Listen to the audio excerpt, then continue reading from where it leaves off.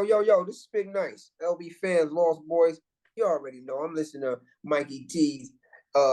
His podcast is just jumping. But this is Spig Nice of the Lost Boys. I want y'all to listen to Mikey T. Look at Mikey T, the movie stars podcast forever. Feel me? One.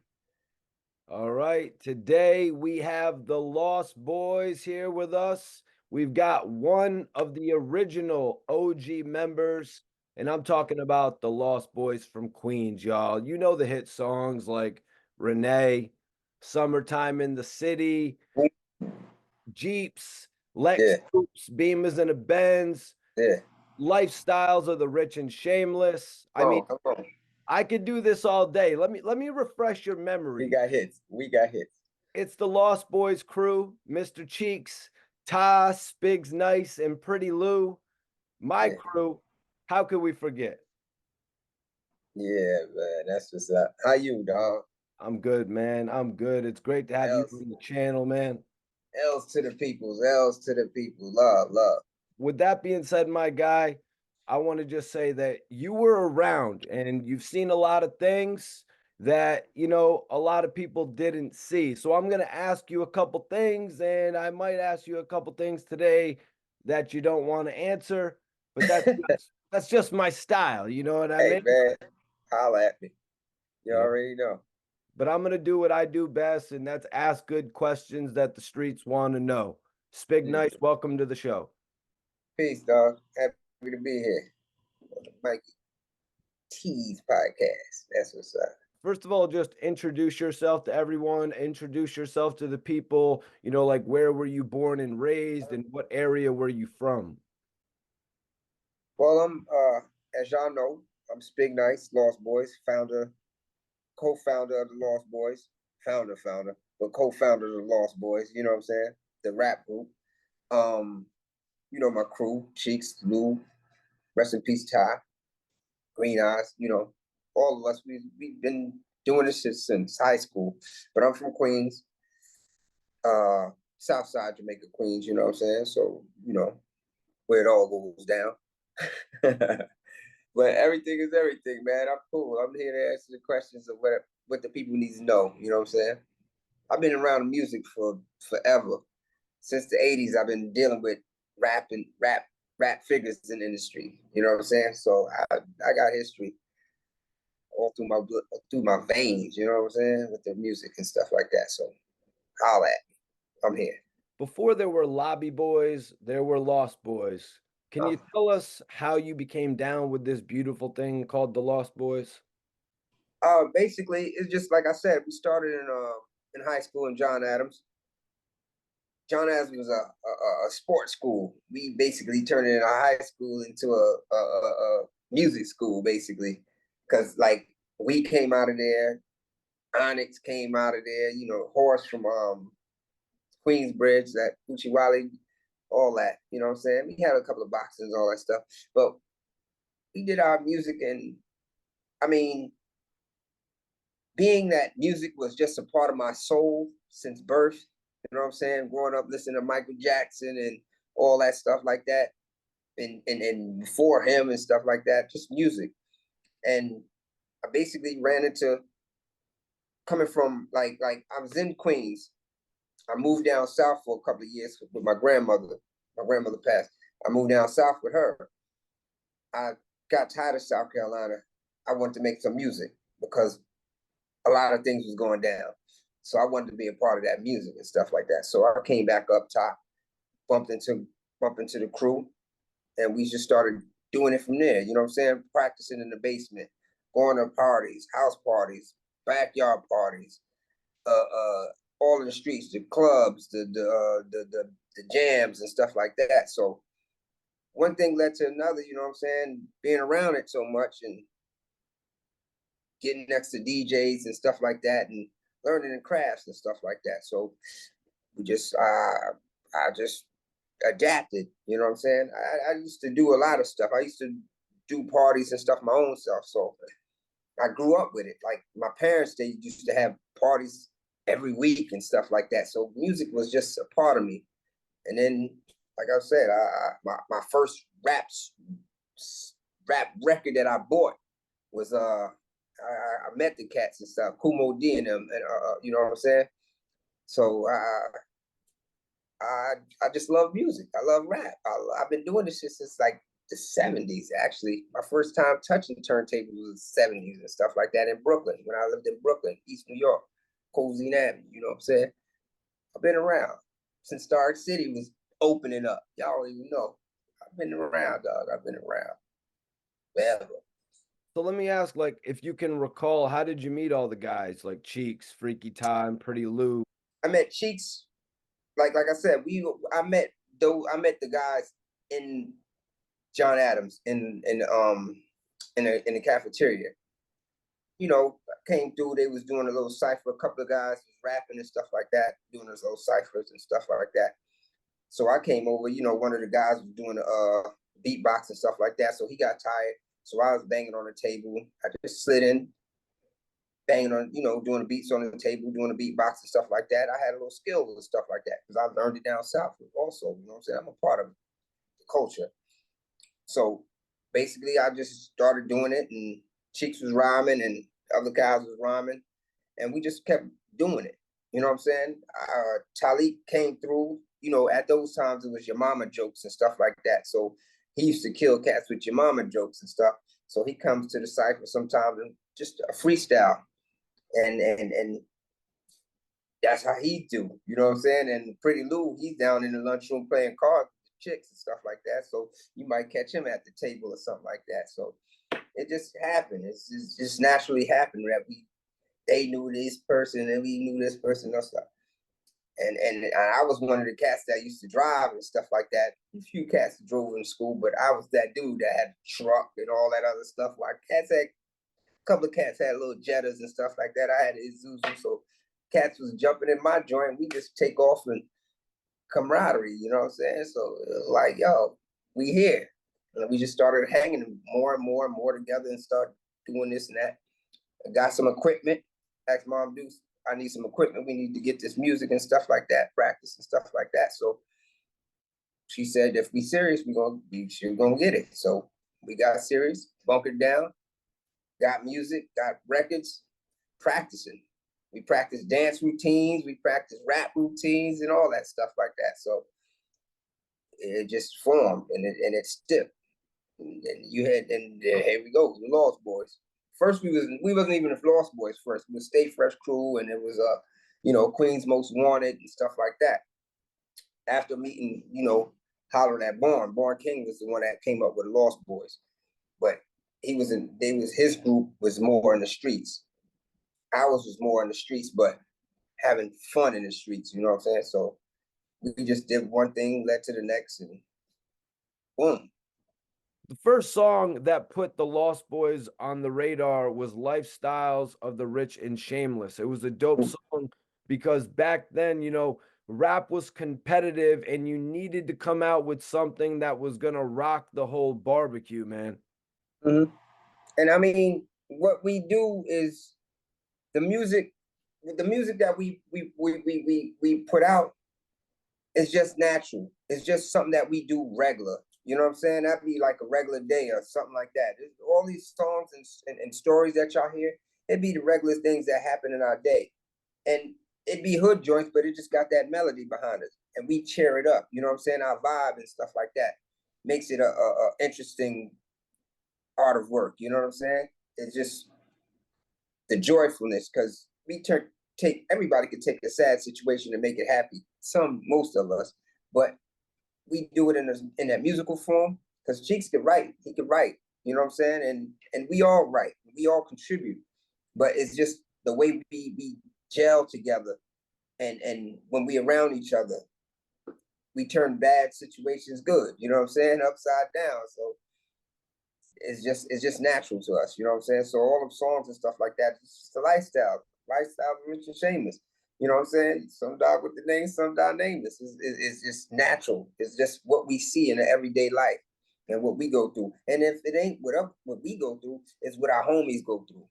You know what I'm saying? It's somebody that goes through the same situation. We just was the ones that's talking about it. All those situations, Renee, all those things, those just be situations that Some people can write it and express it, and some just can't. We make it good. We make it sound good, baby. Can you tell me about the Lost Boys getting in the studio and beginning to create records that would really shape the landscape of music? I mean, a lot of songs that we did, like when we first went in D&D, our first time going into D&D, that was our first session. We did the game.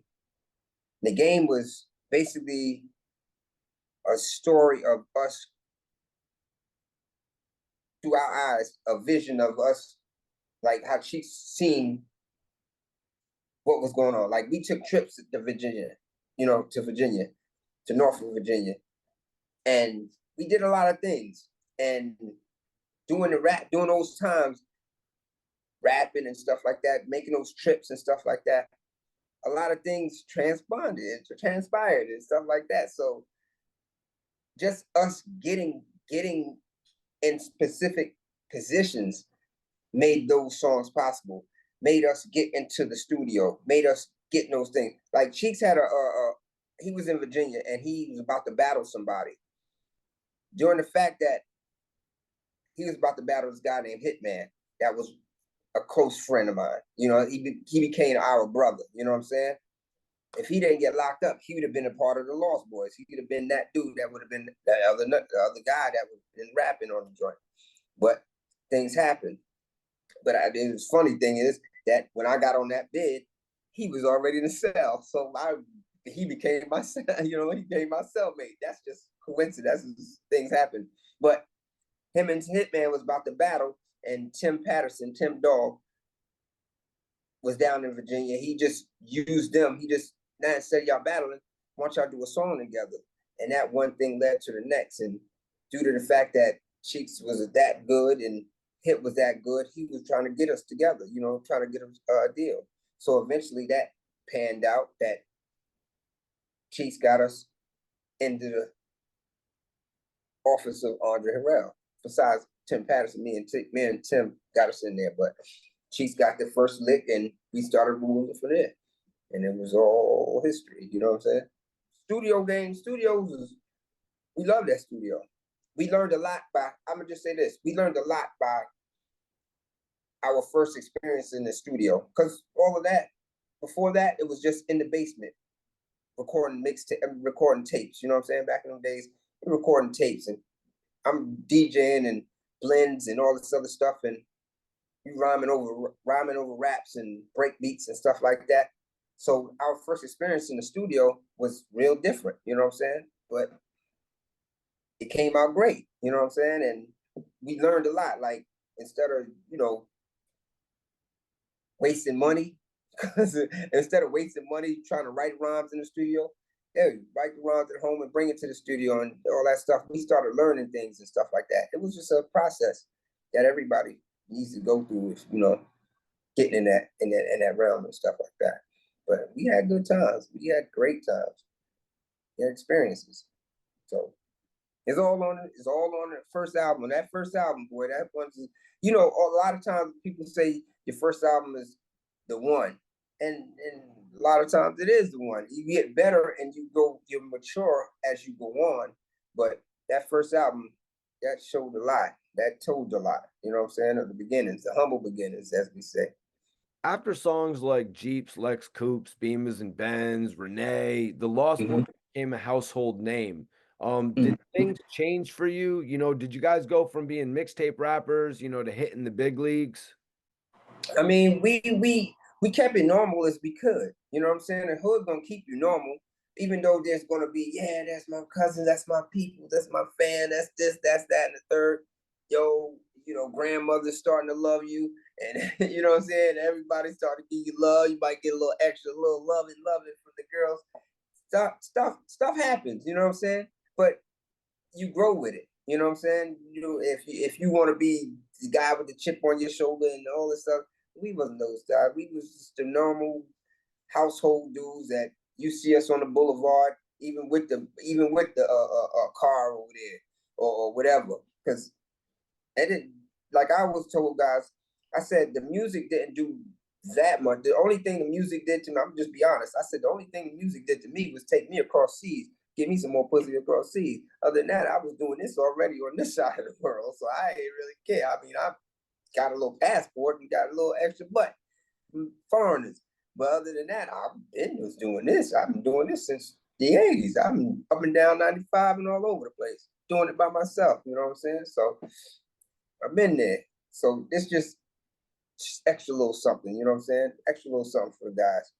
But keeping it, I mean, the streets loved us. I mean, like I said, we traveled, we didn't have no beef. We was all good, you know what I'm saying? Throughout our career, we had our little ups and downs with little situations, but that whole career, one or two things compared to the longevity we had, it's nothing. You know what I'm saying? That's how much love we got. We go anywhere, be who we are, and nobody shame. Nobody was nothing. Nobody was trying to say nothing to us. You know what I'm saying? We had the red carpet basically our whole career. Can you tell me about how the deal with Universal happened for the Lost Boys? I mean, like I said, Tim Patterson, Tim brought us to Andre Harrell. We had ideas when we came. All the clothes and all that stuff. We had stash pockets, all this stuff. We wanted the blunts and all this other stuff. We had ideas. We came with a package to Andre Harrell, but he just didn't know how to deal with it. He didn't have a rap group. He always had R&B. You know what I'm saying? Mary, Jodeci, all these other guys, Father MC, Heavy D, but he didn't have a real rap group. You know what I'm saying? Rappers. You know what I'm saying? Those dudes, the baggy jeans and all that other stuff. He didn't have that. So we came like that. Like, yo, what's up? And he wasn't even like ready. So he gave us a little something. Gave us some money to do the album and see what happens. Little budget. We turned that budget all the way around, and within 8 months of us being out there, we done doubled all that up. You know what I'm saying? We blew up. You know what I'm saying? But we got the deal from Tim and him, Andre Harrell, bless R.I.P.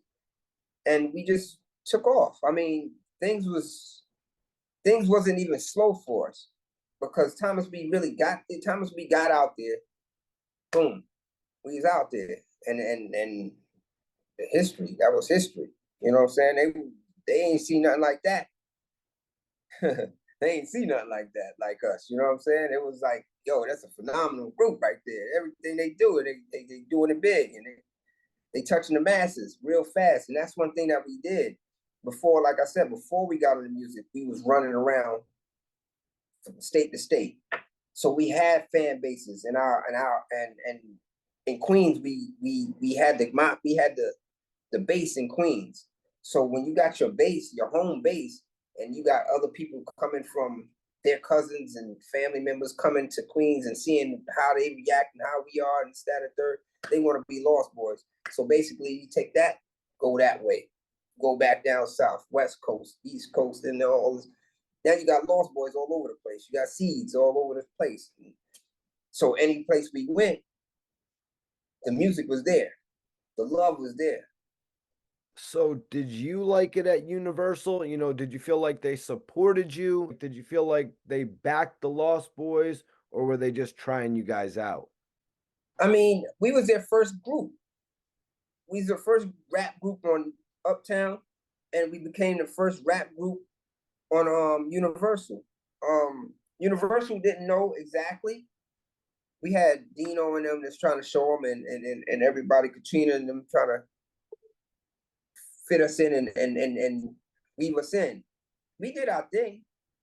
Universal was cool, but I don't know. We rocked out with Universal. We rocked out with Universal. We wish we could have had more, because then when we was like, hey man, we doing real big things here. And next you know, you got Cash Money coming in with this big money. Remember when they came in with that big 100 million? We're like, oh wait, what the fuck going on here? we set the trend for y'all. Y'all open the door for somebody else. But we knew what the hell. We already had the inside scoop of how they was looking at the situation. See, we was the city dudes. They was looking for country Lost Boys. If the people don't know, see, they tried with Nelly and Lunatics. You know what I'm saying? They was looking for a situation, and they wound up getting Cash Money as a country Lost Boys. You know what I'm saying? Like the southern Lost Boys and stuff like that in their own way. We just didn't have we didn't actually get to do our separate things. Like Ty get his own, Cheeks get his own, me get our own. You know what I'm saying? We didn't never get to do that part of the situation. But we'd have been right in the same fixes as everybody else and stuff like that. But things didn't happen like that. So when Universal started signing more hip hop acts, you know, like you were saying, everybody remembers Birdman and Cash Money coming over there. Did you guys get to meet any of the other acts and kind of, you know, work with them like you would see happening at other labels like Def Jam? I mean, at that time, I'm gonna be honest, my guys was on some like, fuck it. We did this without anybody else. We don't need really nobody. You know what I'm saying? It was on some not really chips on our shoulders, but it was like we could do this. We doing this. We've been doing this. We gonna do this and rock out how we gonna do. But you know that's why we don't have a lot of collaborations and stuff like that. Even though I set up a bunch of collaborations, but we never got a chance to do all those joints and stuff like that. But I mean, it was love. I mean, we seen them, we met them, and kept moving. You know what I'm saying? Met them in past and kept moving and stuff like that. There was no hard feelings, nothing like that. But it was just like we working, they working. A lot of cats and stuff like that that we supposed to been. I mean, we got brothers all through the industry, brothers and sisters through the industry. We just ain't get the chance to work with them because at that time we was one of the hardest working rap groups in the game, and we 5 years straight. We was our airplane was a damn taxi for us and shit like that. They knew when we come through the airport doors, get the carts ready. What gates y'all going to? Where y'all, you know what I'm saying? It was like, they here, let's go. And that was like planes every day, you know what I'm saying? So we ain't have time to really collaborate like we wanted to, like we was trying to set up stuff like that. So, but we got our friends, we got friends and family all throughout the history of this rap joint, you know what I'm saying? So it's all good. So when you say you ran into some of the guys, do you mean you ran into like Birdman, Wayne, maybe the Hot Boys, or I mean, all them? we met them, we met them uh not too long after they signed that deal and came through. It was just so really that we was coming out the building and they was coming in. They waited for us to come out before they, you know, because it's the spiral doors, it's the rotating doors. So they waited for us to come out like that. What up, what up, what up? And we jumped in the joint because I think we had to do some whole day of interviews or something like that. So we had to do a bunch of stuff. So we didn't really had time to really kick it because we was running late and doing what we was doing. So basically we just was like, yo, what up? Blah, blah, blah, blah, blah. Yo, all right. You know what I'm saying? It was just yeah. And we gone. You know what I'm saying? We gotta go. Was So Cheeks and Freaky Tah wilding out in those buildings, like smoking all kinds of blunt in those buildings, or were the people yeah, more we respectful? go to the staircases and they be like, when we gotta do meetings in Universal, man, them niggas is like, where they at? You know where we at. We can't leave the building, we in the building. You gotta find us. Give us a minute. And they ain't had them cell phones that you just go, yo, where y'all at? Nah. Send the cat down the staircase to look for us. And we here. We might have a room or something like that set aside or something like that. You know how we do. We break the law. We Right. break the law. You guys were acting like Drake and Bobby Shmurda in these meetings. Oh man, listen. They was acting like us. we put the ground down. So Facts, you know what I'm exactly. saying? A lot of people will play it low key at these meetings, you know what I mean? But when Mm-hmm. they sell some records, they'll be wilding out. Yeah. That's how it's natural. It's natural. We the big dogs. You guys we making money for y'all. Y'all gotta say give us some leeway.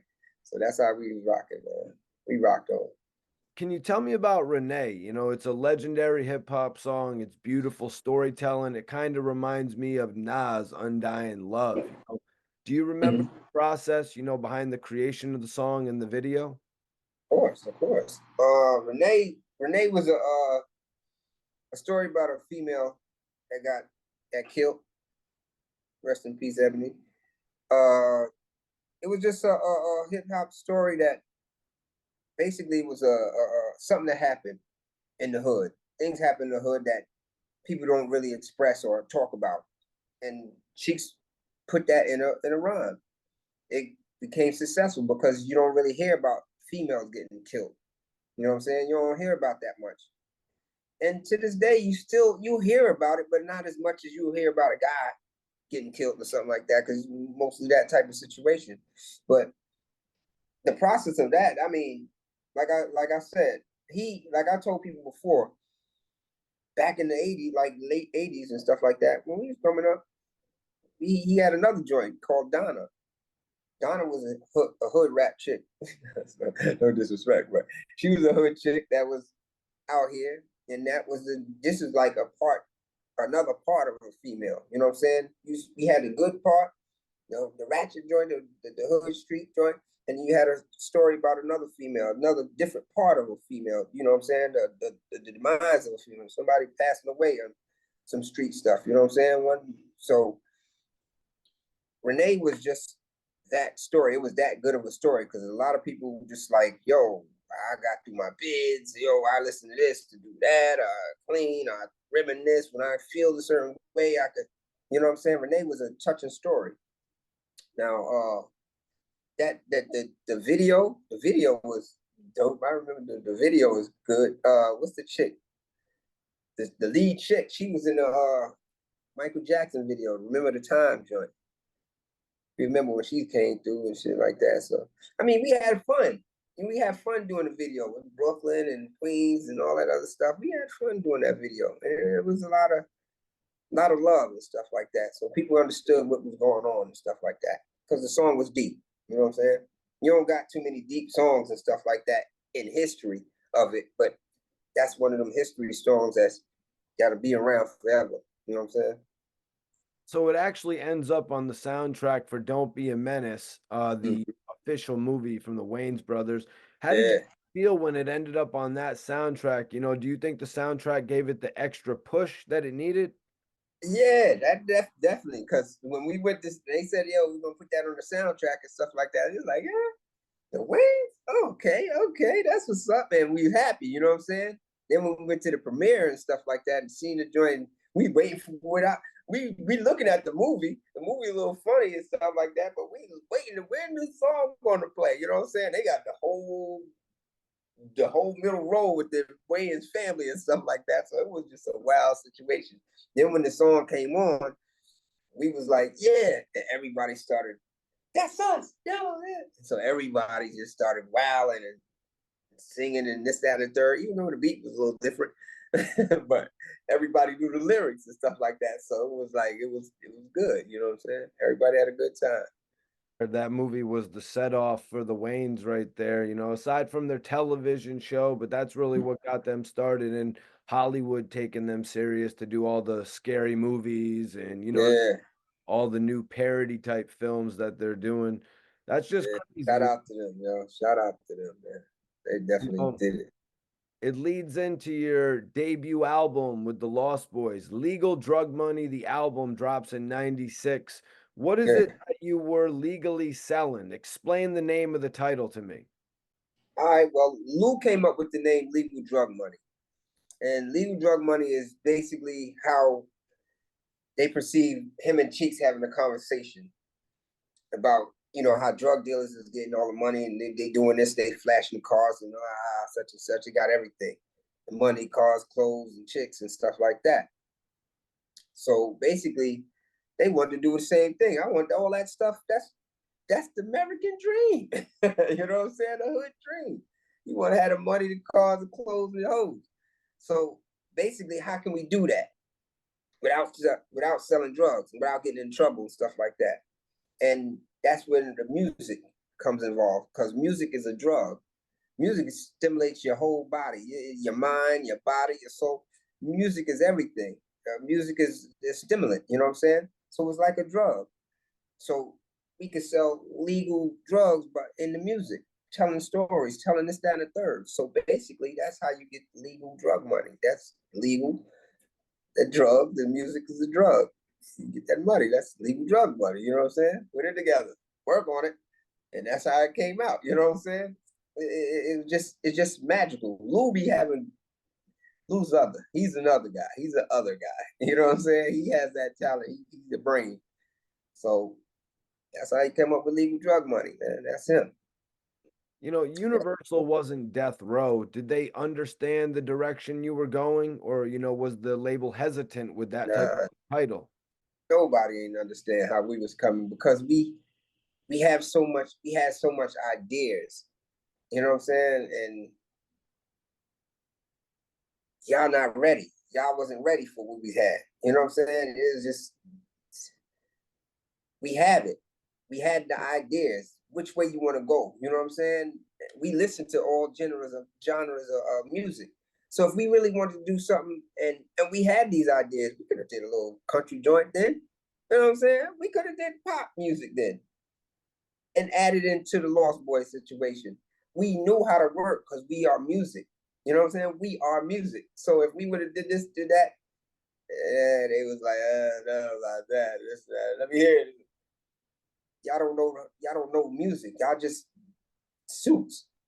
You don't know what this is about. You know what I'm saying? How we live and such, and our journeys took us on those routes and paths that we could maneuver and say, yo, this is how we want to do this.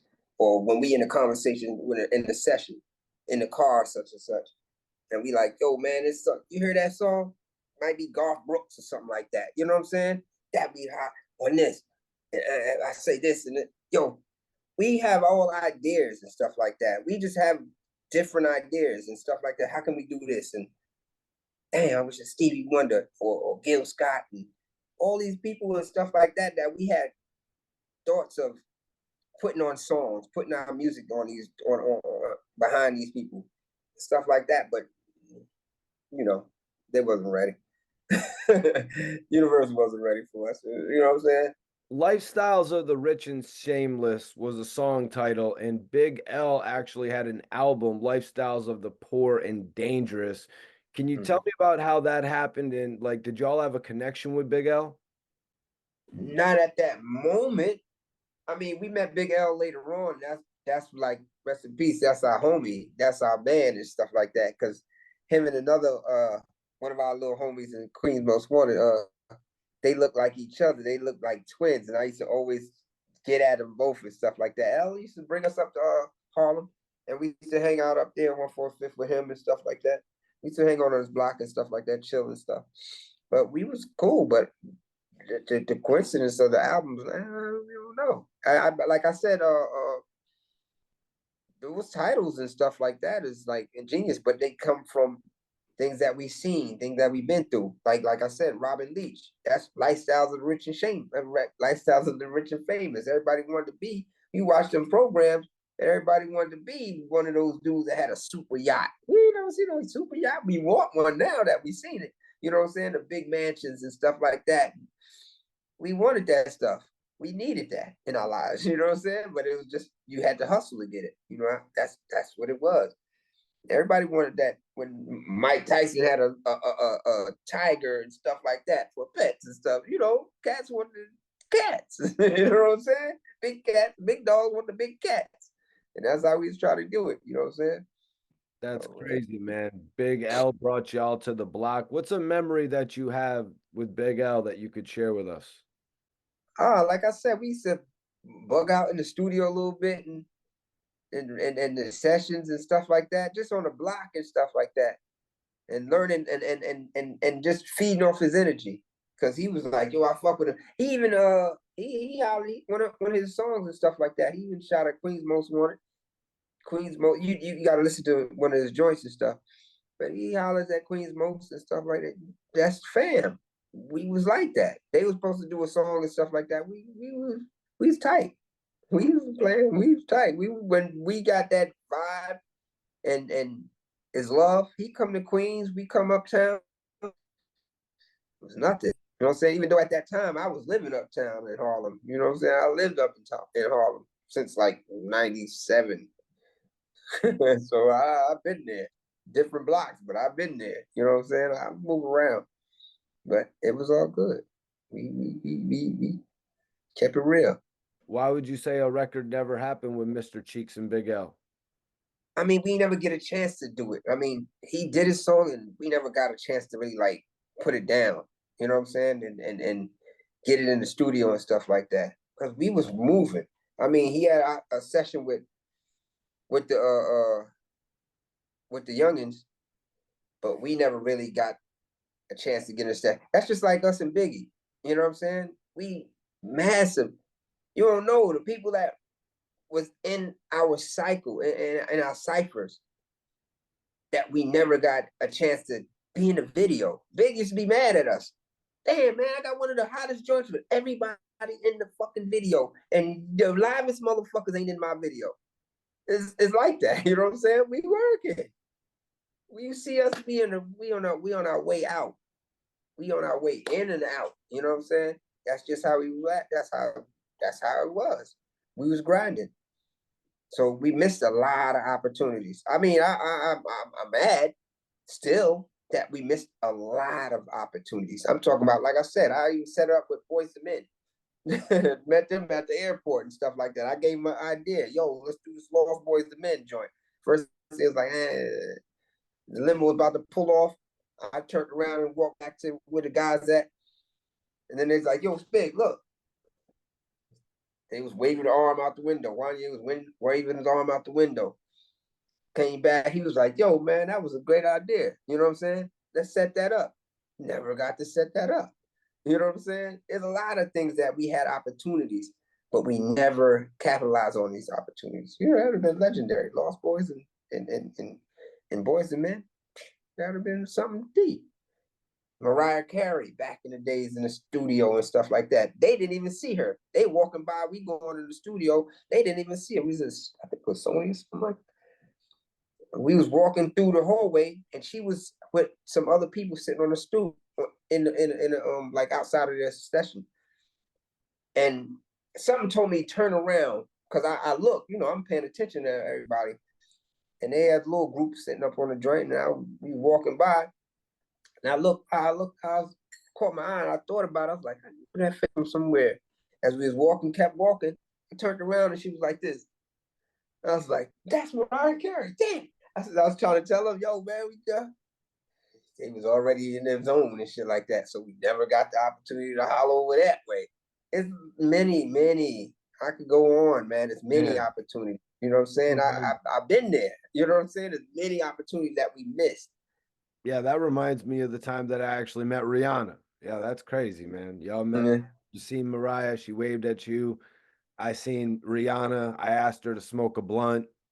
She told me she was there on the low. It is what it is. You know what I mean? Yeah. Couple weeks later, she ends up with Leonardo DiCaprio. It is what it is. All right. But anyways, the second album, man, Peace and Happiness, Love, Peace, and Happiness. Yeah. It sounded very well-rounded. You know, it was kind of like it was written to Illmatic. It was well polished, in my opinion. Can you tell us about recording this album at the Honeycomb Hideout? Oh man, we was doing our thing. That's just like another growth period. See, your first album is just what you've been through before the music. Now the second album is when you start doing things and getting different experiences. Now we go on places. You know what I'm saying? That passport is working. You know what I'm saying? Now we're talking about those type of trips and those type of visions that we've been through and seen and stuff like that. So, like I said, it's progress, it's growth when you start doing more albums and stuff like that. And that was another growth period that we went through and experiences that we enjoyed. You know what I'm saying? So we of course, you're gonna bring it to the forefront. We're gonna bring it to the music. We're gonna bring it to the people, and let everybody go on our adventures and stuff with us. You know, we ain't gonna leave the hood behind. We're gonna bring the hood with us and stuff like that. So now we bringing cats to tours and stuff like that, and you know, getting it in. It's love, peace, and happiness. You know what I'm saying? The nappiness and all that stuff, that's our dreads. Our dreads got longer. Those are problems. Those are that sticks with us and stuff like that. So that's where the nappiness and stuff like that and the rugged style that we was in. It is just a state of mind, but it's just a state of living. You know what I'm saying? That was a different love, peace, and nappiness. That's all we want. That's what we strive for. Love. Everybody want love. We want peace, and we want happiness, or we turn it to nappiness. You know what I'm saying? So that's where all that comes from. But that was a good album too. You know what I'm saying? It had hits on that joint too. Sometimes, like we say, a lot of things is underrated and stuff like that. Because just like the first joint, the first album right now, I can play a bunch of them songs right now. They'll hit. People understand it. All they got to do is listen to it. But we got plans for stuff. We got plans for stuff like that. We're 25 coming. So tell us about how you felt when the album went gold. I just want to mention that both the Lost Boys first and second albums went gold within a 2-month time span. Yeah, I mean, say it like this. We didn't know platinum at that time. Like for the first album, we didn't know what platinum. We was going so fast, we didn't know what was going on. We was man, yeah, all right, yeah. Pew. On to the next. On to the next. Let's go. We gotta get back in the studio and do this or whatever. Okay. Come on, let's go. You know what I'm saying? So it wasn't nothing that really generated. Yeah, all right, we did gold on the first joint. Yeah, yeah. We did that. We gonna try to do something different. You know what I'm saying? But it was just the movement that we was doing and stuff like that. But it was also how we was being taken care of, how our stuff was being done. See, if it was up to us, we probably would have been way bigger than, you know what I'm saying? But certain things was going wrong in Universal. That wasn't like, it wasn't our control, but we couldn't control everything that goes on. But we should have been bigger than what we were. You know what I'm saying? Because we did what we supposed to do. We showed you on Uptown that we are them guys, but they didn't know how to hold that down. We showed you on Universal we could do this.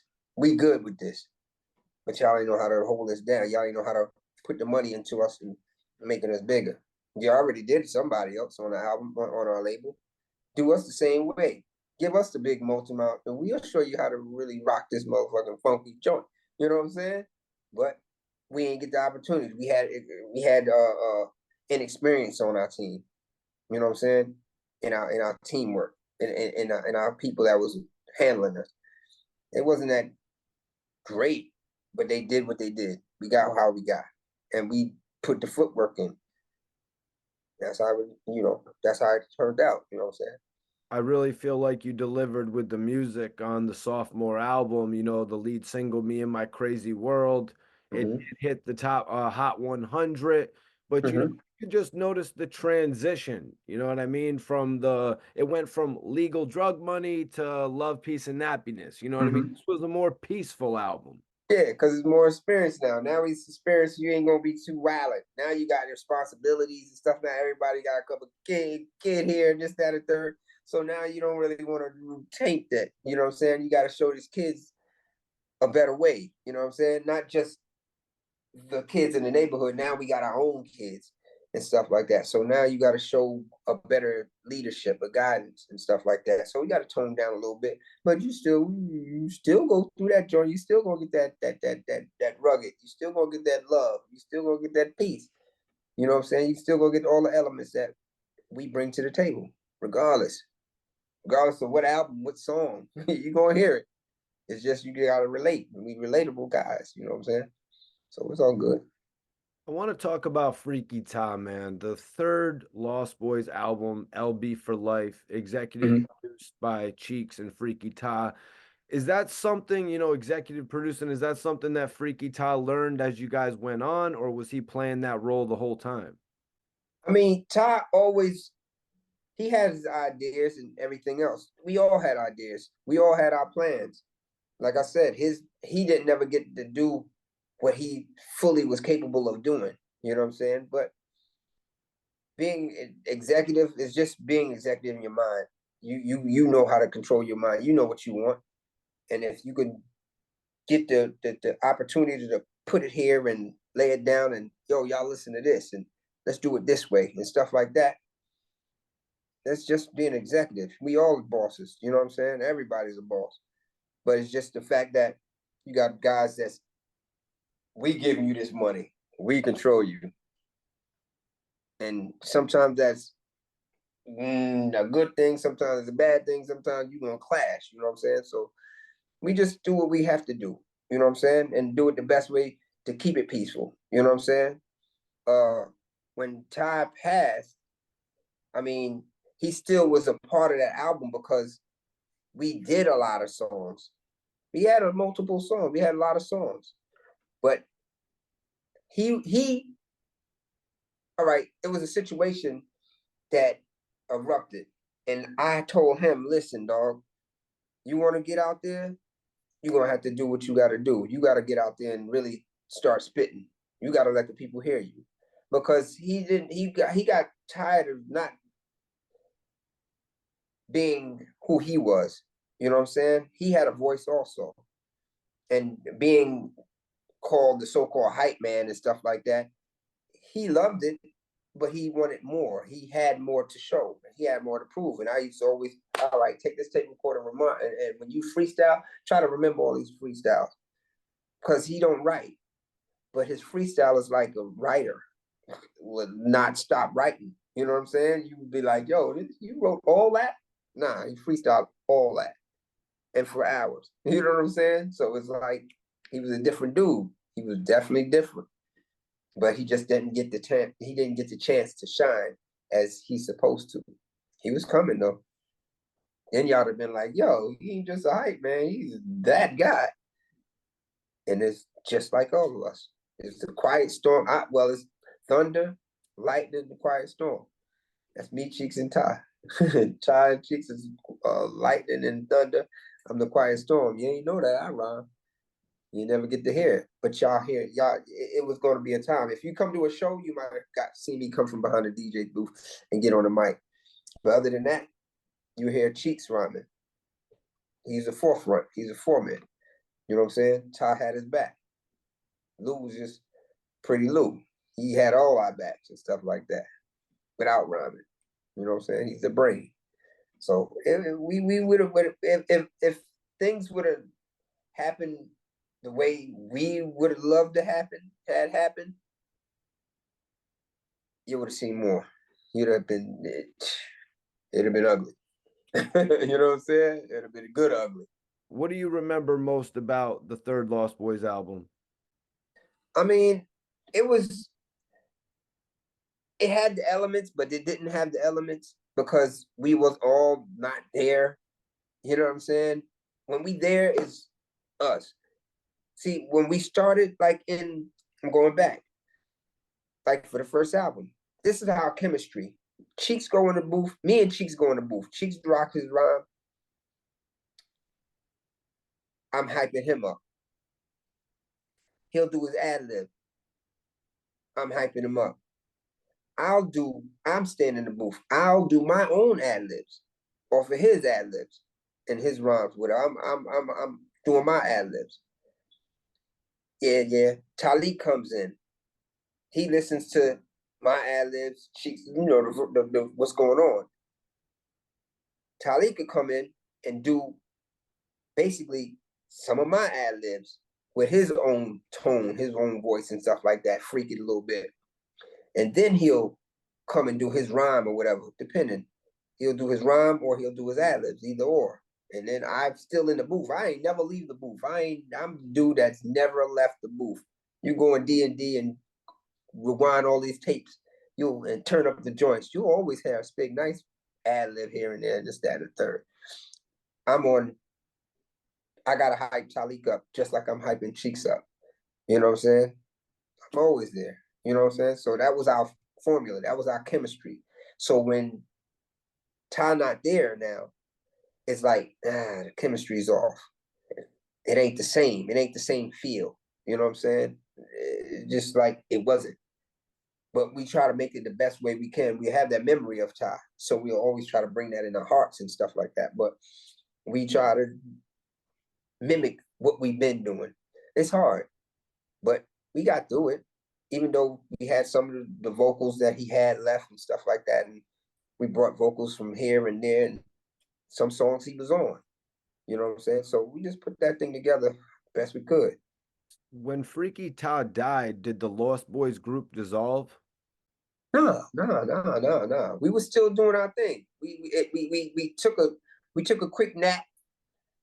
I ain't say we took a quick nap right fast and had to shake it up. You know, shake it off and get back into the vibe and stuff. We was hurt now. Don't get it wrong. It was like, oh my God. But after that, we shook it off a little bit and started for him. We got to go on shooting his legacy. You know what I'm saying? So that's what we was doing. I mean, we kept it moving. Dedications and stuff like that to him, and we still dedicating. You know what I'm saying? We got May 11th coming up now. He get a street name and all that stuff coming up right now. You know what I'm saying? So be out there, people. Y'all be out there. Come on out. You know what I'm saying? We gonna be in Springfield Park over here in Queens.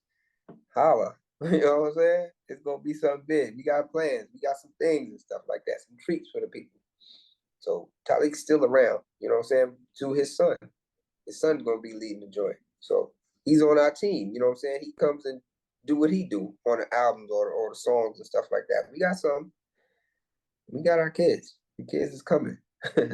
Seeds. We got seeds. That's all I can think. We got seeds. It's in the joint. We got cash. All that. Little Spig. All that. So how come at that point we got no more Lost Boys albums? Had you only signed to Universal for a 3-album deal? Was that it? Well, there's still an album right now that we still putting together for Universal. We still got to lock one in. We got one locked in, and we about to finish that off.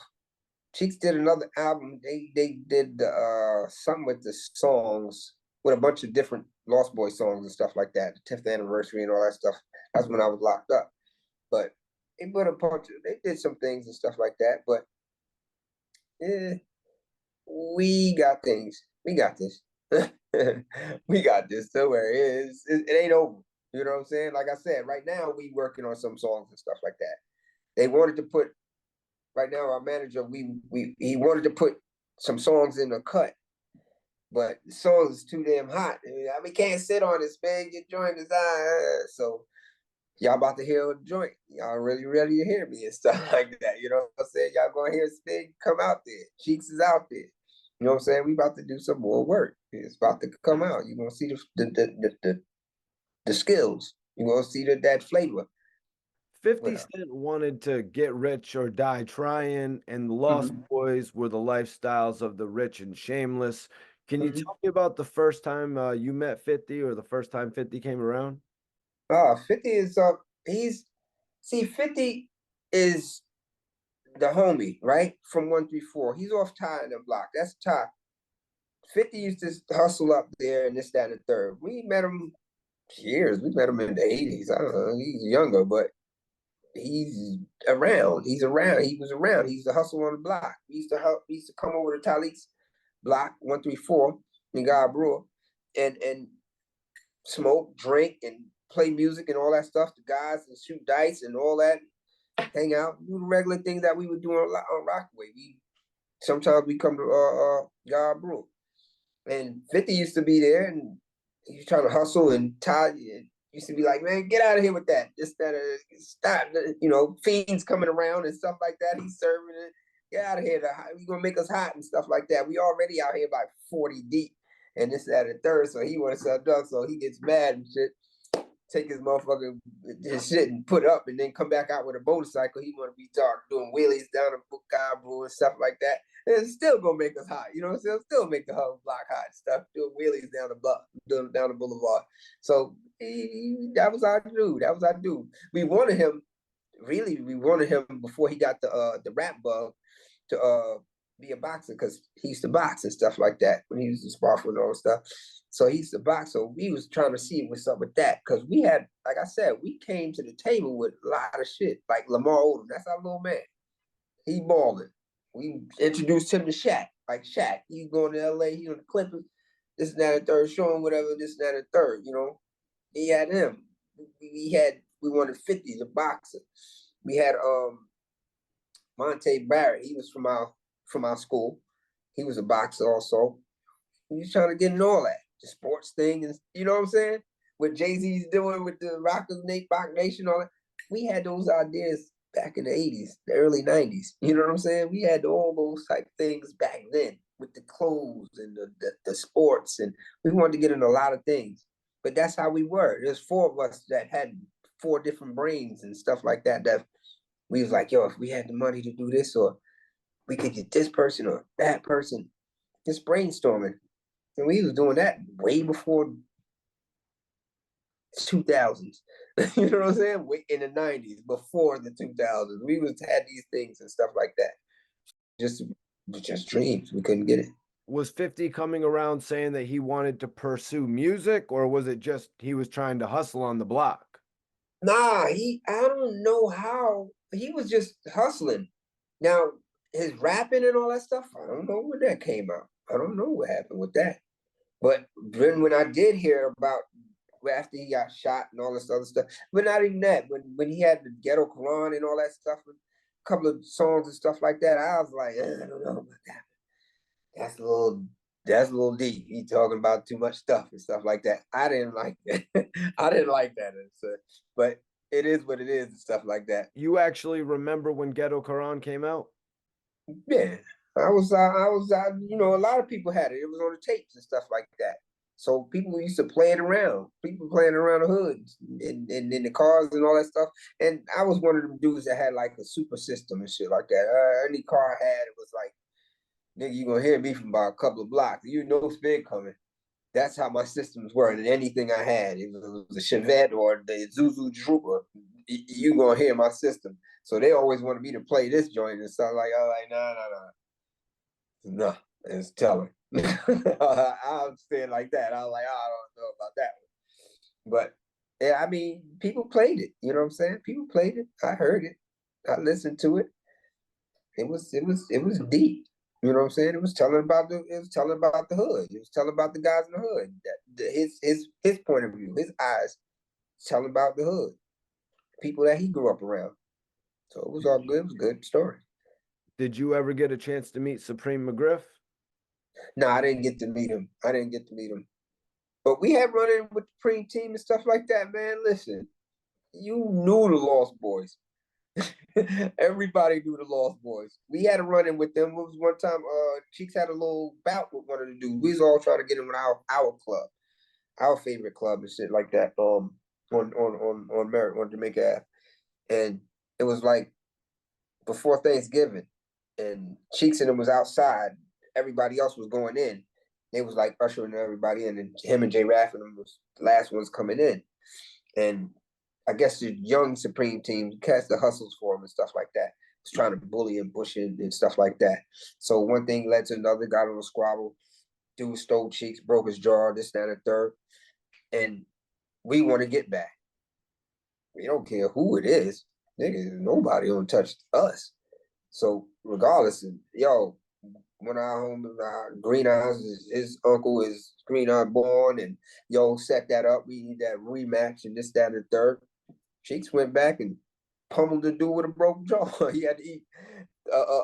We used to joke with him because he had a wired jaw.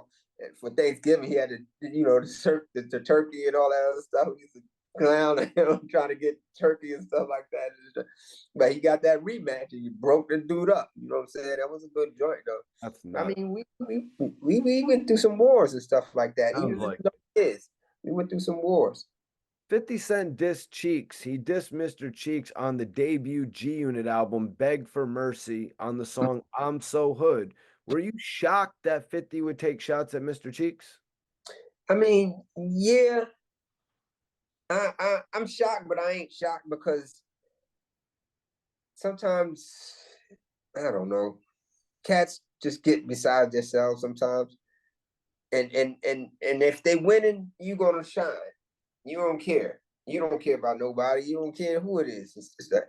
But I feel that he had a situation. He did it out of, I don't know where he did it out of, because it was a situation that everybody thought something was up with Cheeks and certain situations. with him and between him and Ty, something like that.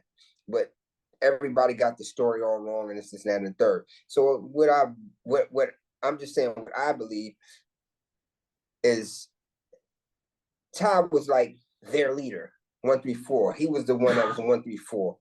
And due to the fact that he don't understand, like Cheeks can't do a lot of things. He don't do well with things like funerals and stuff like that. So it was like a hard pill to swallow for a lot of people, saying, yo, he didn't come to the brother's funeral and stuff like that. But some people can't deal with certain things. And he deals with that every year, because your best man died on your wedding. I mean, or died on your birthday. So that's a hard pill to swallow every year. Every year for the last 25 years, he's been dealing with this. So people don't understand what goes on in a man's mind and what's in his heart. So 50 doing that, not even knowing that, yo, you don't even know what's the situation like. You know what I'm saying? You're gonna go try to, and I heard it was another thing when he was doing How to Rob 2, he was gonna do something or say something or something like that. So we heard this, and the third, because your crew, the people that you call your crew, is all our crew. Y'all all our crew. Y'all all 134. Y'all all Lost Boys, regardless of if you change your name and stuff like that. You know, all that G Unit and all that's Lost Boys. All that shit is Lost Boys. So what you do around these guys, they're gonna come back and tell us, because we're all family. You know what I'm saying? So things got twisted a little bit, but it's back in the fold. You know what I'm saying? Good love is love. You know what I'm saying? 50 is the homie. That's one of us. You know what I'm saying? If anything comes down to it, that's one of us. That's a Lost Boy, regardless of what his name is, where he's from. He know where he's from. Everybody knows where he's from. Everybody know if you 134, he's part of Talib. Lost Boys. That's what it is.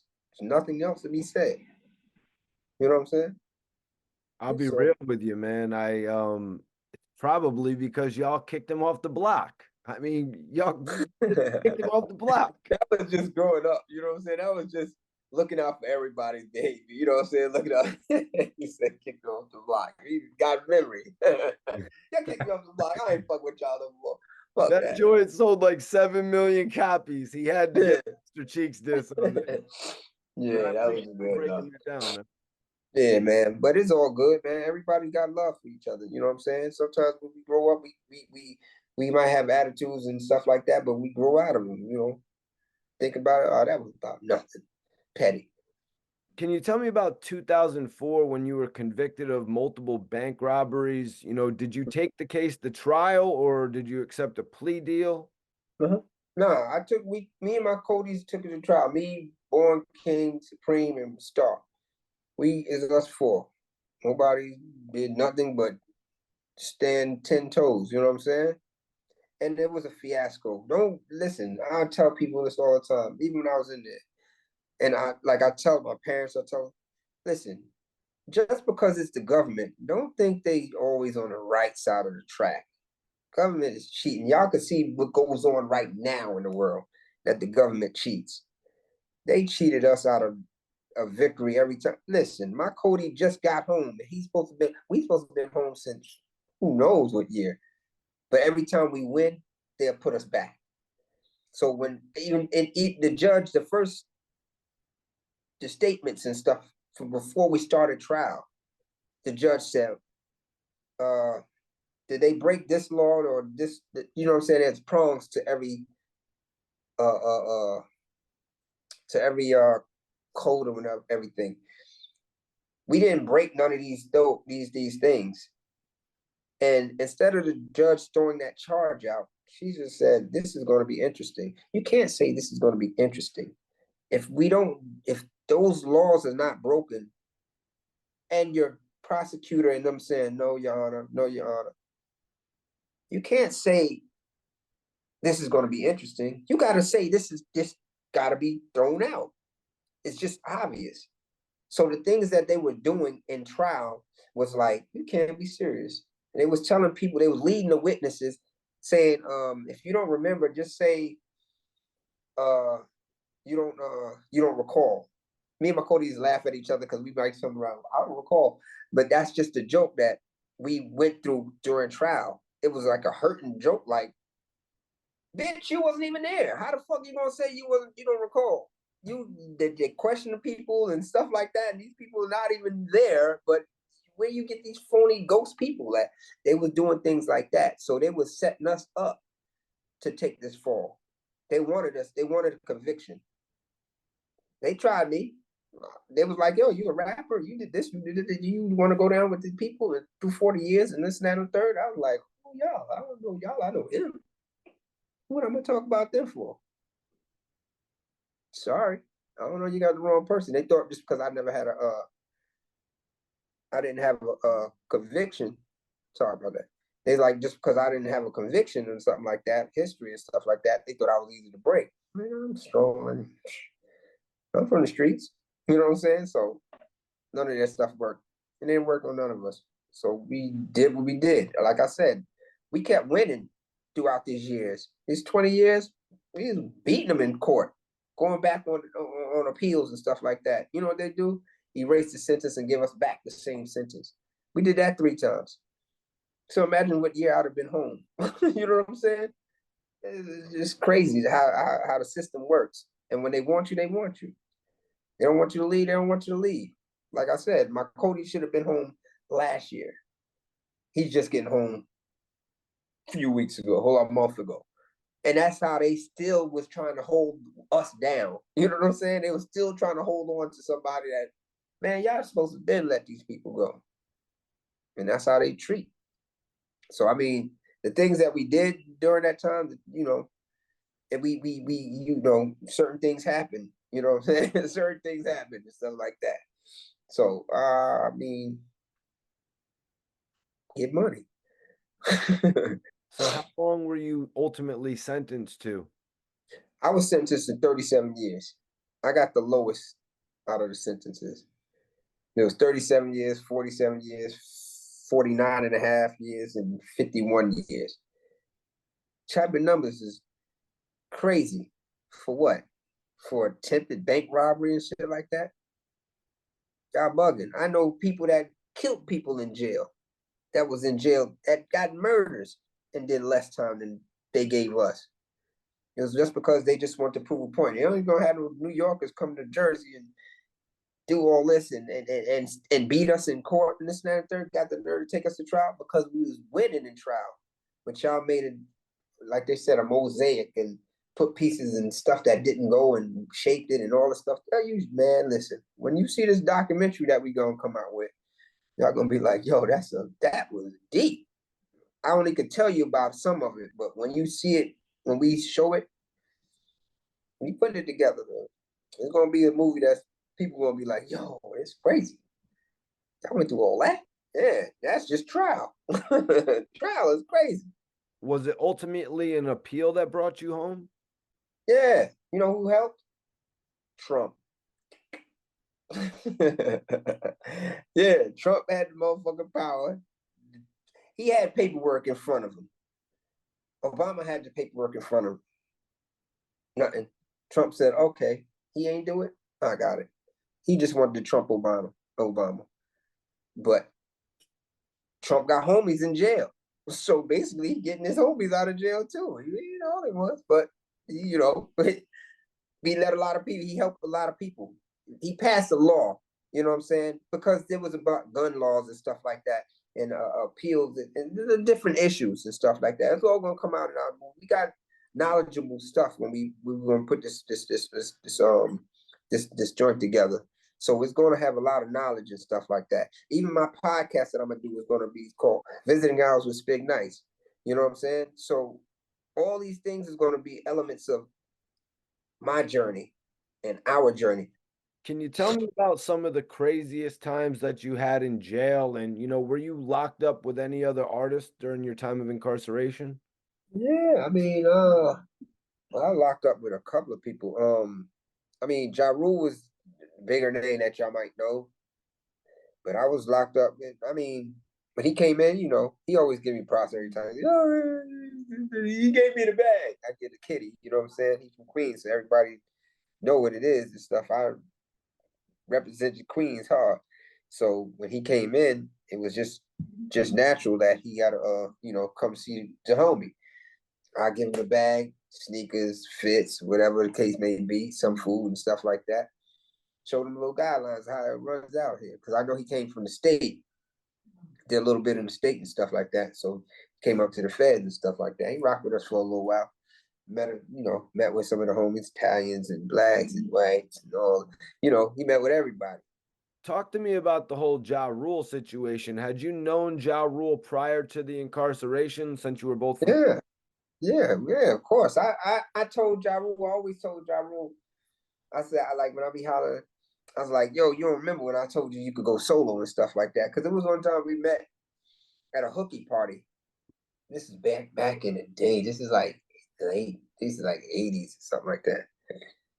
And he was with the Cash Murder Clique? Yeah, when he was with the Cash Murder. And I was like, because Black used to always get locked up. His man, he'd get locked up and this, that, and third. So I was like, yo, man, you can make it. You know what I'm saying? And he's like, when I had that, like, we used to walk the track and stuff. I used to tell him stuff like that. Like, you don't remember. I told you one time that you could make it solo and this, that, and the third. And eventually you did. So you have this. So we laughed about that shit. But I also told him about Ashanti. Ashanti was her aunt and my aunt are like sisters. They both live out in like my aunt lives in Westbury and her aunt lives in Glen Cove. That's just like walking distance, right next door and stuff like that. But her aunt used to always come and for Christmas and stuff like that, all the family gets together and stuff like that and go to Christmas out in Westbury and stuff like that. That's a tradition and stuff like that. But her aunt always there. Like her aunt is like family and stuff like that. But her aunt used to always be like, they would listen to Sam Cooke songs and get drunk a little bit and stuff like that. With everybody getting drinking and stuff like that. She's so, you need to put Shani on y'all music. You need to put Shani. We like, who the hell is Shani? And this is that and the third. So here she go again with the Shani joint, this and that and the third. Such and such. All right, let's go. We go around the backyard or whatever, do what we do and stuff like that. And then one year, because I always used to come after 12 and stuff like that. So one year, my cousin, rest in peace, Brian, he was like, yo, that Shani that she be talking about, that's Ashanti. I was like, what? Yeah, that's Ashanti. That ain't no Shani. This girl been coming to my house for years, and I didn't even know who she was. I was like, word? So I had to get in the car. This is when I was living in Harlem. I had to go from Queens all the way to Harlem, all the way back out to Long Island. Every time I miss it. So we back to what we do and stuff like that. So it's like, all right. But that's after she signed with Murder Inc. So I told y'all that song. So he's like, yeah, yeah, nigga, that's what's up. So, we had our game, we had our laughs and stuff. We took pictures. We was gonna take pictures one time. Like, a couple of cats were gonna take pictures with you. What's up? So he's like, all right, man, that little 1-2 shots turned into about 3 hours. Everybody was out there getting picture tickets and stuff like that. So we had a big day of it and stuff like that. Right. Ja Rule was a major celebrity outside of the prison. You could tell me better. Was he a celebrity inside of the prison? What was his prison? I mean, like? Of course. He got a privilege. He got a privilege because he would have been up there with us. But due to the fact that he was a celebrity like that, and he wouldn't have been that long, they put him in the camp. Like we had a camp on our ground. It was in Raybrook. And it's a medium high. It's a max, it's a medium high. And they put him in the camp. And due to the fact that he was in campus and stuff like that, he had his little, he was cool, you know what I'm saying? Even though I run the whole jail, but he was cool where he was at and stuff like that. The warden had him working for him actually. So he would clean up the warden's office and stuff like that, things of that nature. They try to set him up one time and stuff like that, giving him, because you can't have fruits and you can't have vegetables and stuff like that out of the kitchen and stuff like that. He's a law, you can get knocked off. And the guys that gave him a bag full of stuff walking right by the warden's office, even though he had to go right down there. They had him set up. Like I was like, yo, dog, I just so happened to walk around and seen him and was like, yo, you can't do that. What? Who gave you that? Hurry up. Pushed him over, rushed his ass out to his unit, like, yo, dog, you can't be doing that. I don't care who you are. You going to jail. Don't care you in jail. You going to jail. You got raw onions and peppers and all types of tomatoes and stuff. You can't do that. That's a law.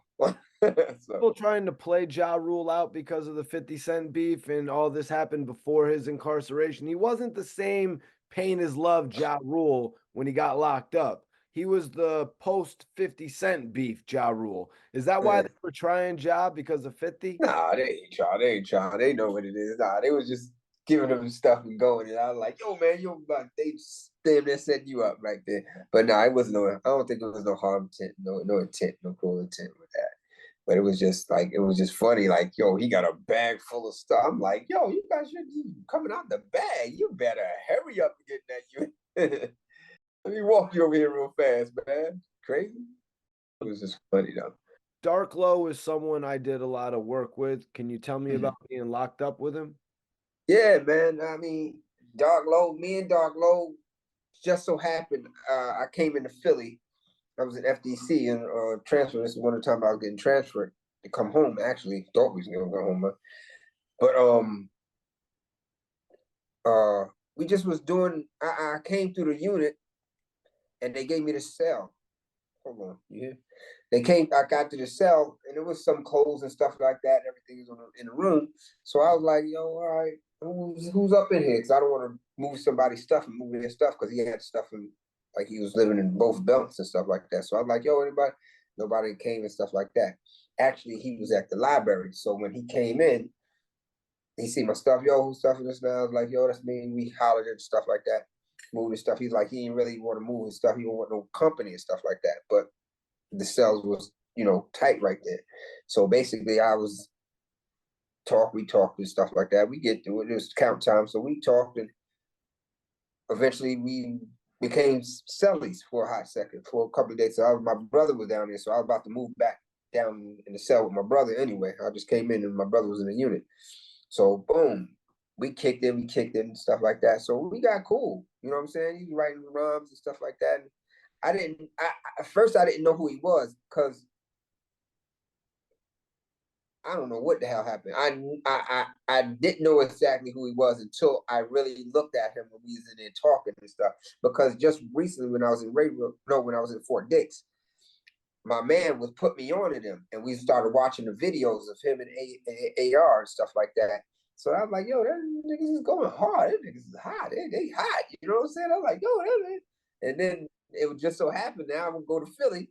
So I get kicked out of Fort Dix, and come to Philly, and then just so happened I'm in the cell with this guy. I was like, oh shit. I was like, yo, I was just watching you. After we start talking and started recognizing stuff like that, he's like, yo, I recognize you. And I was like, oh, such and such. I was like, yeah. And we was kicking and stuff like that. And I was like, yo, it's funny. I was watching. And like before I left, we come by, we kick it, we might play chess and stuff like that. And, outside the cell and stuff, we eat together and do a couple of things, you know what I'm saying? Sugar. But then all of a sudden, when I get home and stuff like this, I'm like, what? I'm hearing this. Yo, he did what? And I was like, nah, can't be serious. So I was like, oh boy.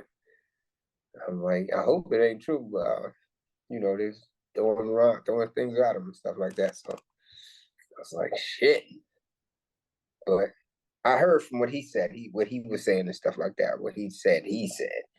So you can't beat what he said. But it's all good. And like I said, we got a lot of things. We got music coming. We got movies. We got books. We got clothes, apparel, heavy hands apparel, Wildcats apparel. We got apparel. Get your own apparel. Everybody got something. We got a lot of things coming. And like I said, we got some new music right around the corner. It's actually about to drop right now and shit like that. You know what I'm saying? Got a video that they got to clean up. They got to re-edit because I was like, yo, man, no. We got to do this right. This got to be right. So we got some things like that. You know what I'm saying? Got a video coming and music on the way, all that. We got everything. And We got shout some out, tours and shows and stuff like that. We still doing shows and stuff like that. We're getting the formula ready. So it's about to happen. yeah, and shout out to my guy C Styles. He told me that there will be a street naming for Freaky Tah. You had Yeah. mentioned a little bit earlier. Could you tell me about that? Yeah, I mean, it's a long time coming, you know what I'm saying? It's here now, you know what I'm saying? His son got something that, is negotiating with the people, the parks department and all this other stuff, so we can have a great day that day. I forgot damn, his name slips my mind right now, but he runs the borough and he's a LB fam, you know what I'm saying? He's fam and he's pushing the envelope. Let's get whatever we got to get. You know what I'm saying? He giving everybody a day. He gave us our proclamations and all that stuff. So we grateful. You know what I'm saying? Ty needs that day. He needs that sign. Everybody knows what it is with 134 God Brew. So it's only right to be fitting. You know what I'm saying? Hell yeah, man. And you've also said that you want to get into some executive producing and actually put some artists out. You know, Yeah. See have you what I'm started doing. doing that?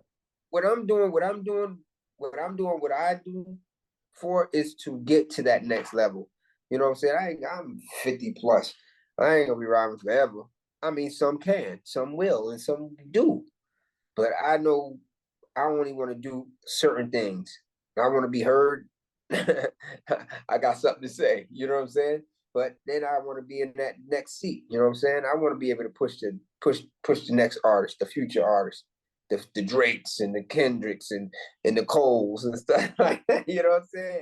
And the Nickies and a lot of all those chicks and stuff like that. I want to be the next one that's pushing these joints because sometimes you need a different eye, a musical eye. I ain't gonna say who's pulling them strings of giving up cash and all that stuff is doing what they doing. I mean, people doing what they doing, but I don't know, man. A lot of things need to change.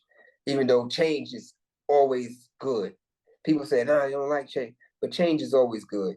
And right now changing is happening. I want to make a change also. You know what I'm saying? I want to do some music. I want to I want to produce some music. Cause I got a talent. I got my ears. My ears is like so the songs that I put together for my own project, people are like, damn, where you get that? How you that's hot. You know what I'm saying? And it's just old music. Music is just repetitive. You know what I'm saying? It comes back around and stuff like that. So the songs I got and the ideas I got and what I got to say is all cohesive, man. And it is like, yo, we ain't know, Spig. We ain't know it was like that. So that's how I keep it. It's gonna be something, man. I just want to be in that chair to do it, to push the future. You know what I'm saying? I'm always be a part of music. Spig Nice, man. I really appreciate the opportunity to interview Yeah, you today. You know, you're from one of the most legendary groups of all time. You know, when we're appreciate it, man. talking about Appreciate it. groups like Run DMC, Oh, NWA, the best, the Public best. Enemy, Oh, the we got Ghetto something for Boys, we got something for Run DMC. Cypress Hill, Yeah, Wu Cypress Hill and Tang, all. Yeah, Woo, Onyx, Tang, Onyx, the homies, Mobb the brother, Deep, Mob D's, the The homies, Locks, all day, G Kiss, Unit. all day, the You know fam. what I'm saying? When I say all these legendary group names, the Lost Boys fit right in there with all the most legendary groups of all time. And that's why I am appreciative of this interview, man. That's what's up, dog. I appreciate you having me. You know what I'm saying? I already know. I've seen your interviews, Mikey T, Hollywood, and all that. Man, listen, I already seen some of them drugs. When I was coming home, and I just got home, I was checking out some things. I was like, man, I got to see how these dudes are doing these interviews and podcasts and stuff like that. Let me see what they saying, what they doing, and how they do it. You know what I'm I saying? look So, forward to your podcast as well. Visiting yeah, hours. visiting out with Spig Nice. Yeah. You already know. Everybody get ready for that. We're out of here. Peace. Lost Boys. Forever, Freaky Tah. All right.